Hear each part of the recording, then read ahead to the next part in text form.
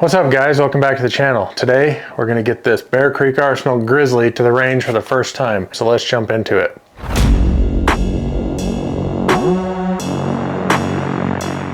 This past weekend my son and I were up at our property doing some elk hunting. I took a couple guns with me to get some range time, and one of the guns I took was this Bear Creek Arsenal Grizzly that I did a video on a little while ago. We got this thing up there, got the first shots through it, and to be honest, I filmed this whole video while we were up there. Now the day before we got up there, it snowed. There was probably 8 inches on the ground when we were going up there, and when I was filming this, it was a nice shiny day, the snow was on the ground, and with how I had the camera set up, it kind of whitewashed everything. So bear with me on the range footage, but I did get some shots through this gun. We did have a few hiccups, and then at the end of the video, I do have a red dot that I'm gonna throw on this thing. So in the previous video I did, I threw an RMR on here because this thing is cut for an RMR, so I threw it on, make sure that thing fit. But I do have a brand new red dot that I want to try out on this. I've never tried one of these before, so we're going to throw that on here after we check out the shooting footage. If you didn't see the first video I did on this thing, I'll link it down below so you guys can go watch it. I just got this thing. I haven't done anything. This thing is oiled how it was from the factory.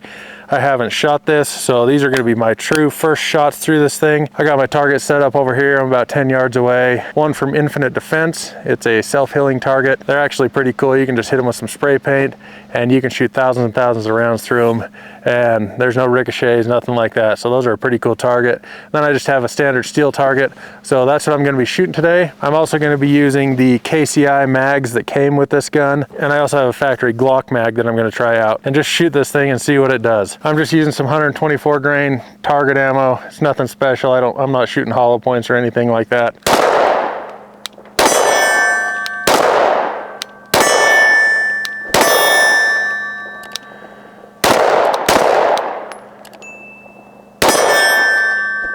So there we have our first failure to feed.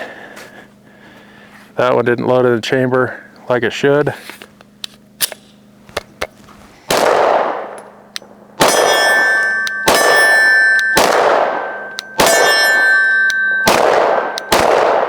Stovepipe. So that was with the KCI mags that came with this gun. I had one failure to feed and one stovepipe on that. Now I've got a factory Glock mag with a Terran Tactical extended base pad on it. We're gonna run this one, same ammo, see how this one functions.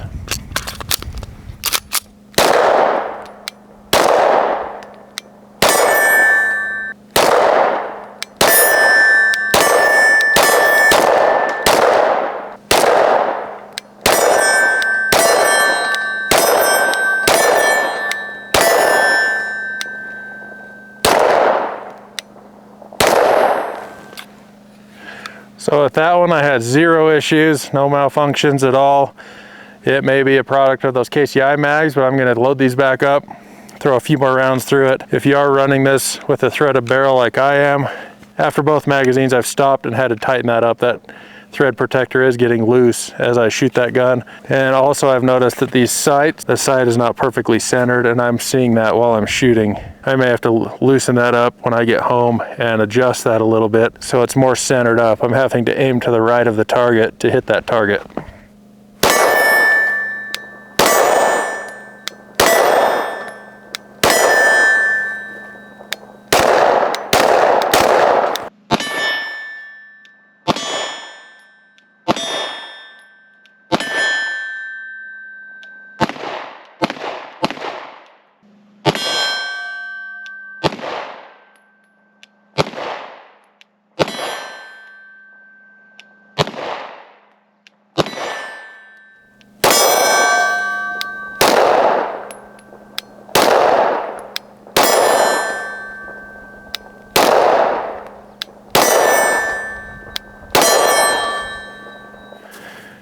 So there we have another malfunction. That case didn't eject all the way before that tried stripping another round.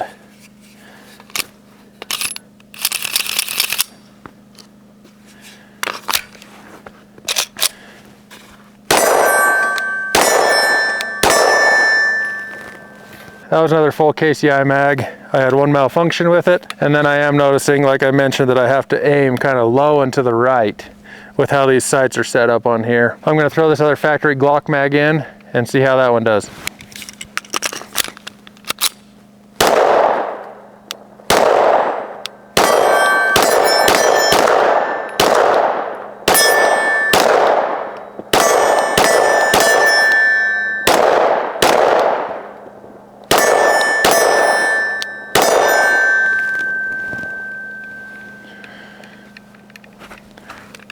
So that one failed to strip another round into the chamber.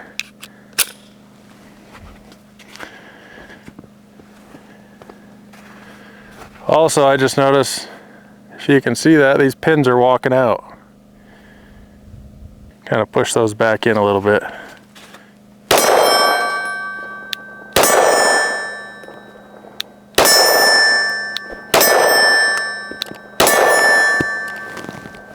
So I had one issue, failure to feed, but I don't know if you can see that, but both of those, that one back here on the trigger housing and this forward one on the locking block, are both kind of walking themselves out, and they are not in there very tight. I do wish there was some stippling down on this lower part and not just on the kind of vertical frame part, because I do feel my fingers slipping off of that. That is the slipperiest part. In other guns that I've had stippled, those two kind of work in conjunction with each other, having it stippled down on that lower part and on the frame.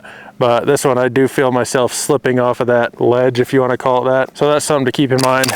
But those are the first shots through that Bear Creek Arsenal Grizzly. The main takeaways: the sights are a little bit off, those pins are walking out, and we had a few malfunctions with those KCI mags. I think I only had one with the Glock mag. But while we've been up here, I did get a new red dot that I'm gonna throw on this thing. So we're gonna head home tomorrow. I'm gonna show you guys that red dot, throw it on this thing, see what you guys think. So we're back in my gun room just like that. So as you can see, we had a few hiccups with this thing, mostly with the KCI mags. I think I had 3 or 4 malfunctions with those KCI mags, and I only had one malfunction with a factory Glock mag. Now, again, this is me putting 200 rounds through this thing, so maybe once this thing breaks in a little more, it'll be a little bit more reliable. That's kind of why I do this with new guns: get them out, shoot them, make sure they're reliable before you potentially trust your life with something, whether it's a Bear Creek Arsenal Grizzly or a Glock 17 or a Walther PDP or whatever the case is. Make sure you get some range time with them and make sure they're reliable. The other hiccup that I had is the pins that are walking out on this.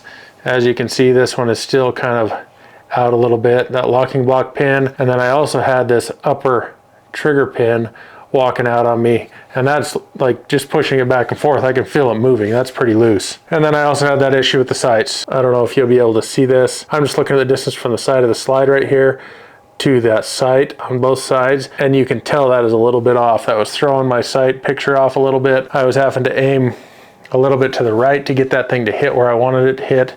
So I will also adjust those, make sure they're centered up. And how I do that is with a sight pusher and a digital caliper. Now the red dot that I got for this is brand new. I haven't seen them before, but they reached out and wanted to send one out to me, so I figured I'd try it out. They just came out with what they're calling the O sight. Now this thing actually looks pretty cool. I've played with it a little bit. It comes with everything you're gonna need to mount this on the gun.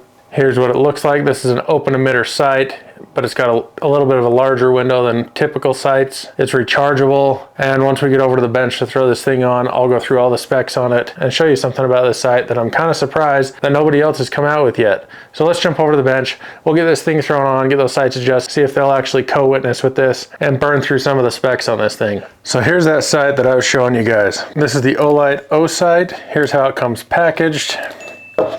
It comes with the sight itself. It comes with a charging hood.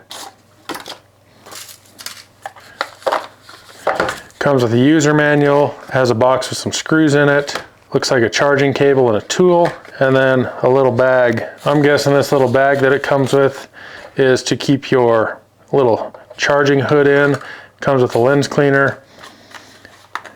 It's got a charging cable, a little tool to get it sighted in, and then it's also got the screws that you're going to need to mount this thing. Now, I've never bought a red dot that came with screws like this. They're usually in little bags that you don't know what the screws are. It's just kind of a guessing game. This has all the screws labeled in a little plastic container, and they're all laid out for you just like that. This thing kind of clips together. You could add more little containers if you wanted, but honestly, that is an awesome feature. Like, I've probably got 50, 60 screws laying around here from different red dots that I've installed. I have no clue what thread pitch they are, what size they are, what length they are. That's a handy little container to have. O-Sight also sent me out a couple different mounts. They gave me kind of a Picatinny mount, a low profile pick mount that I can mount this like on an AR or something like that. And then they also sent me an extra set of screws so I can mount this on whatever I need to mount this on. In the future, I may mount this on a couple different guns, but for now, we're gonna throw this on the Grizzly. So this optic, like I said, is brand new. It has 50,000 hours of runtime. I'm guessing that depends on what mode you have it in. It's USB rechargeable. It's got that large window. It's got some light sensor technology. It's the RMR footprint. And the cool part about this is it has this charging hood. So you drop this thing on here to charge that thing up. I don't know if you can see that. It's got a little charging indicator on the top. So when this thing is in storage, you can throw this charging hood on there, charge up the sight, pull that thing off when you get to the range, throw this thing on the charger at home, and you've got a fully charged red dot the whole time. No guessing on battery power, or if you've had one of those coin batteries in it for the last year, you don't know how much charge it has left in it. It doesn't matter. You can throw this on after every range trip, charge that thing up, make sure it's topped off every time, which is a really cool feature.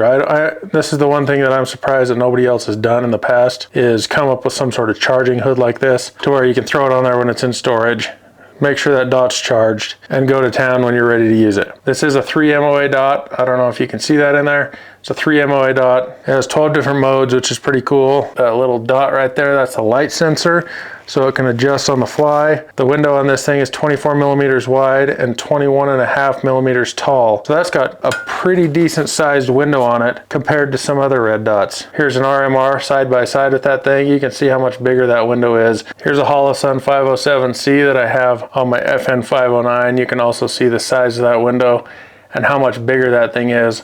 On the O sight, it's got external buttons right here on the side to adjust the brightness level, and then it's also got windage and elevation adjustments in typical spots on the top and on the side like most red dots have. I don't know if you'll be able to see this on camera. Right here between the buttons, there's a charging indicator.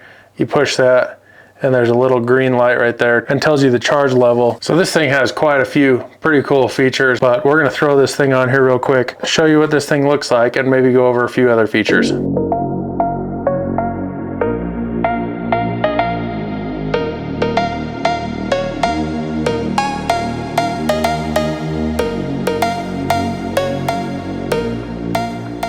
So I got that thing installed. That's how it looks on there. Install is straightforward, just like any red dot sight. Let's jump up off the bench. I'll tell you a few more details about this thing and we'll try this little hood on. So we got that red dot sight installed on the Grizzly. This does look a little taller than most sights, which is to be expected. That window size, like I mentioned, is quite large. Let me show you what this looks like. This is empty. You can see how big that sight window is. Nice big picture to pick up that dot nice and easily. I do need to get this sighted in. I didn't have this when I went and did the range footage, so I'll have to get this sighted in the next time I go. But this thing has all the features that you'd want in a dot. The shake awake, multiple different modes, big sight picture, it's rechargeable, water resistant, drop resistant, all the stuff that you expect in a quality sight. We'll see how this thing holds up. Like I said, I've never tried one before, so we're gonna give it a go. Try it out on this thing. Again, I might try it on some different guns because they did send me those different mounts, so I may try it on an AR as kind of a secondary optic or different handgun, whatever the case is. This is the charging cap or hood or whatever they call it. It just drops right on. It's magnetic. You can see it clears the iron sights, and with just a push of a button, you can see how charged up it is. And then it has the USB port right there on the back so you can charge that thing up. But that's kind of a nice feature to have. Throw the charging hood on, charge the sight up, throw that on the charger when you go to the range.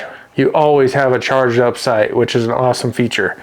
Now, as far as co-witnessing goes, I can pick up that front sight. It's probably a lower fifth co-witness. With the factory sights on this Grizzly, you can't see the total full picture, but you can pick up that front sight, which is better than the RMR. The RMR, I couldn't pick up that front sight at all. So the base of that is a little bit thinner, fits perfectly.